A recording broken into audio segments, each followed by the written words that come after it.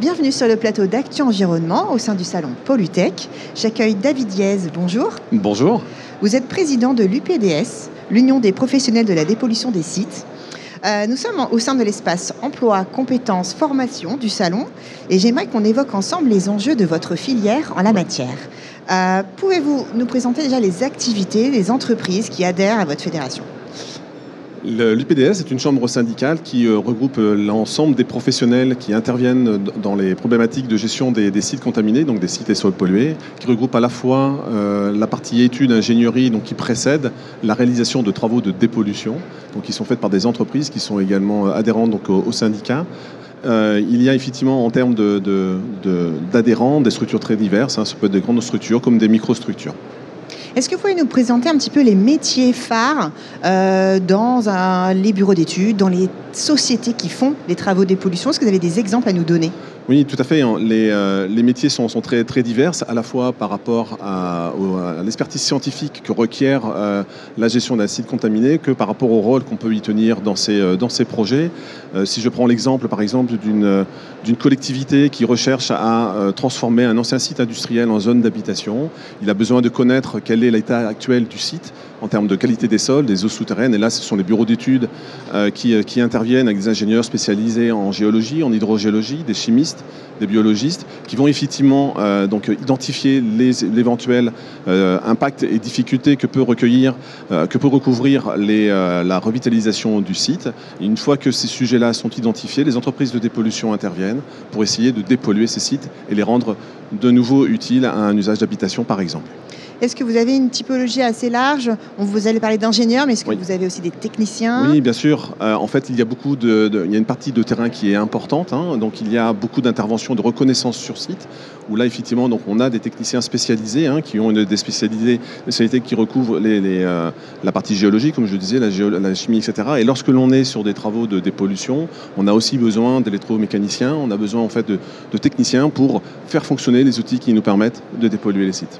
Donc, c'est une filière qui est assez diversifiée, qui propose plein de métiers différents, mais certains métiers sont particulièrement en tension. Les adhérents recrutent énormément, mais n'arrivent pas forcément à trouver. Quels sont les métiers les plus sensibles sur cette question ? En fait, pour moi, en fait, l'ensemble des métiers sont vraiment en tension. C'est quelque chose en fait, que vivent effectivement nos adhérents. On a aujourd'hui au moins sur chacun des adhérents entre 2 et 5, 6 postes ouverts dans leur structure.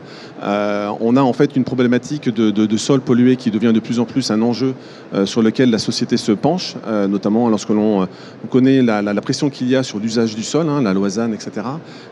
Et donc on a effectivement de plus en plus de sollicitations.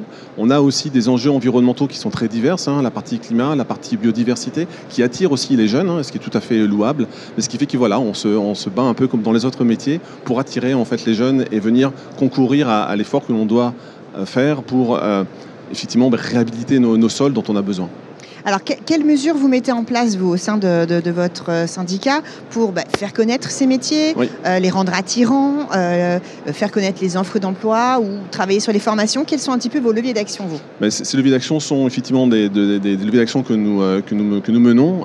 Il y a du travail effectivement que l'on fait avec les universités, donc à quelques universités partenaires, Marne-la-Vallée, Université de Lorraine, les mines de Saint-Étienne, qui ont des modules en fait de master ou de licence pro attachés en fait, à ces métiers-là.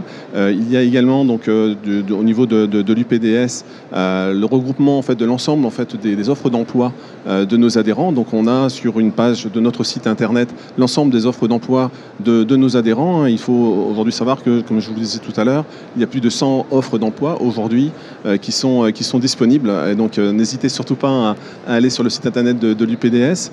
L'UPDS a également mis en place, réalisé une vidéo de manière à illustrer, de manière tangible, quelle est la vie en fait, d'une personne qui intervient dans nos métiers. Vous parliez tout à l'heure des travaux avec les universités. Ça consiste en quoi ? À créer des nouvelles formations, à enrichir les modules, à augmenter la taille des classes pour avoir des jeunes en sortie ? C'est déjà de mettre en relation quelque chose qui existe déjà, les adhérents avec les universités en matière de professionnels qui interviennent au cours des cursus, et aussi d'être un relais de propositions, d'offres en alternance, et de manière à les guider aussi sur les spécificités en termes de motivation et de capacité technique que requièrent en fait nos métiers. Vous avez parlé un peu de licence pro, vous avez parlé aussi de master. Tout à fait. Est-ce qu'il y a aussi des niveaux accessibles juste après le bac dans les métiers de dépollution? Tout à fait. En fait, on a dans nos structures des gens qui ont suivi un cursus scolaire universitaire qui sont strictement rattachés à nos métiers, mais on accueille aussi une diversité importante d'autres profils qui ont connu d'autres expériences et qui viennent effectivement dans nos structures où généralement il y a des processus d'encadrement et de formation aussi en interne des entreprises, mais qui les amènent à acquérir les compétences dont nous avons besoin. Donc si on résume, il y a des postes à pourvoir, oui, ouverts à tous les niveaux d'études. Tout à fait. Donc il ne faut pas hésiter à aller jeter un œil et du coup à passer le cap. Tout à fait. Et c'est d'autant plus important qu'on parle beaucoup d'enjeux climatiques et d'enjeux biodiversité, mais on ne pourra pas effectivement évoluer sans se préoccuper en fait du sol. Donc ce sont des métiers qui ont beaucoup de sens aussi pour notre avenir, l'avenir de la planète. Très bien. Eh ben, merci beaucoup d'être venu échanger avec nous. Merci à vous de m'avoir accueilli. accueilli. Que le message est passé. Très bien, merci. Merci, bonne journée. Au revoir.